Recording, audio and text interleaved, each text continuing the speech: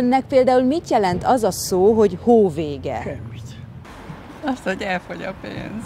Nem megyek orvoshoz. Már nem tetszik. Mert van egy kedves orvos, aki azt kérdezte tőle, hogy normális vagyok, hogy ennyi gyógyszert szedek, melyiket hagyjam abba, a vérnyomáscsökkentőt, a vérhigítot, a limfoidemás lábamra, a gerincemre, mit hagyjak abba? Ő azt nem mondhatja meg. Hát mondom, akkor, na látja, ez a baj. Miért kell ennyi gyógyszert szedni? Mondom, hát ha nem gyógyítottak meg annak idején, mert azt mondják, mikor már 60 éves az ember, hogy hát már nem tudunk mit csinálni. Azt mondja nekem, ha fáj, borogassam. Mondom, még ezt a pacalt borogassam, akkor az is eltűnik, bocsánat, hogy... Beosztom a pénzemet, úgyhogy hóvégén is kap. Kész. És így mindegy, hogy mikor veszünk mozijegyet, ha moziba akarunk menni, Moziba nem megyek. Moziba nem? Én már 98 éves vagyok.